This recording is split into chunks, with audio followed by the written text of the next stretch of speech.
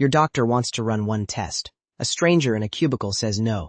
You are sitting in an exam room. The paper crinkles beneath you. Your doctor has just told you something you did not want to hear. Not a diagnosis. Something stranger. She wants to order an MRI for the headaches you have been having for 6 weeks. That process has a name. Prior authorization.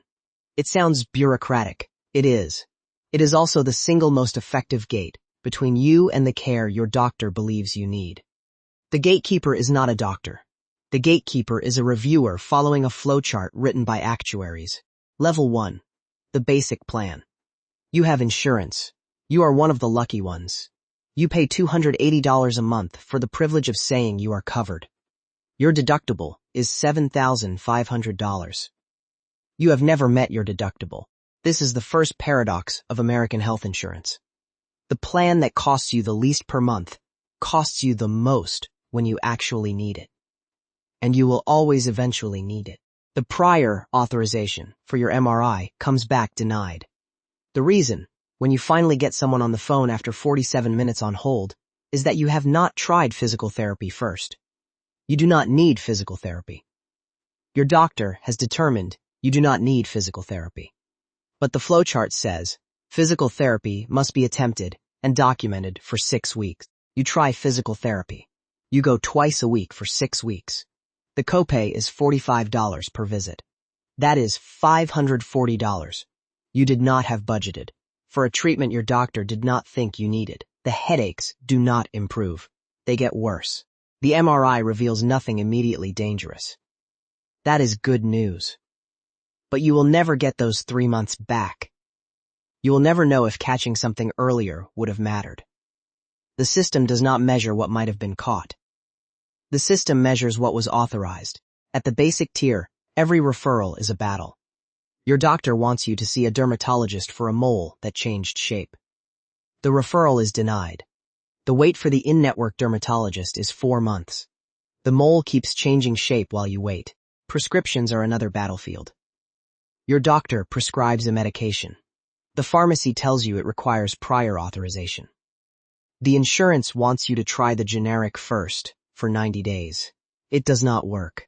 You lost 3 months of effective treatment because a flowchart said, try the cheaper option first. Surprise bills arrive in the mail. You went to an in-network hospital. The surgeon was in-network. The anesthesiologist was not. Nobody told you. You owe $2,100. You call the insurance company. They tell you the anesthesiologist was out of network.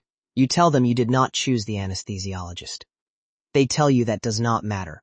Level 2. The mid-tier plan. You upgraded last year. $520 a month. Your deductible is $3,500. It feels like progress. It is progress, in the way that a smaller cage is progress. The same doctor, the same diagnosis, the same need. The only thing that changed is the monthly premium you pay. But the mid-tier has its own traps. The deductible resets every January. You have a chronic condition. It does not reset every January. But your financial obligation to manage it does. Every year you start over at 0. Your body did not get the memo. Copays stack. $45 for a primary care visit. $75 for a specialist. $150 for urgent care. $300 for an emergency room. You do the math, at the end of the year, you spent $1,800 on copays alone. That is money you paid to access care you had already paid $520 a month to be covered for. The prior authorization for a surgery comes back approved, but with conditions. The surgery must be performed at a specific facility, 2 hours from your home. There is a perfectly good facility 20 minutes away. But the insurance company has negotiated a lower rate with the far facility, so that is where you must go. Level 3. The premium plan. Your employer offers it. You pay $780 a month. Your deductible is $1,200. You meet it by March. After that, you pay 20% coinsurance until you hit your out-of-pocket maximum of $4,000. You hit it by June. For the second half of the year, your healthcare is effectively free at the point of service. Prior authorizations are now a formality. They get approved within 48 hours. sometimes within 24. The same MRI that took 3 months to get approved on your basic plan now takes 2 days. The same medication that required 90 days of generic failure now gets approved on the first request. The difference is not medical's necessity. The difference is your plan tier. You get a call from a nurse case manager. She coordinates your appointments. She checks in after your MRI. This is care management. On the basic plan, it does not exist. On the basic plan, you are your own case manager, your own prior authorization advocate, your own billing department, and your own appeals specialist. Your doctor notices the difference too. She practiced medicine differently for you when you had a different plan. She would hesitate before ordering tests on the basic plan. She would weigh the battle against the benefit. Every doctor learns to practice 2 kinds of medicine.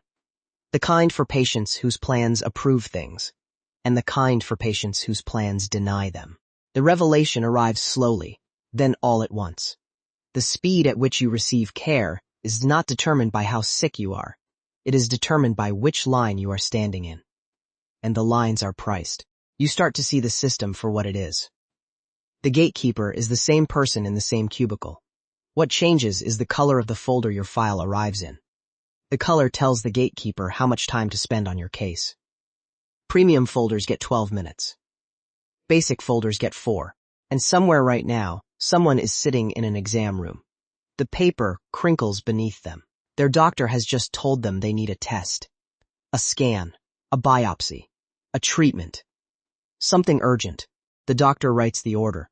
The prior authorization goes to a cubicle in a building, in a state the patient has never visited. They will wait 3 months. They will make phone calls. They will sit on hold. They will explain their symptoms to strangers who cannot authorize anything. They will learn words they never wanted to learn.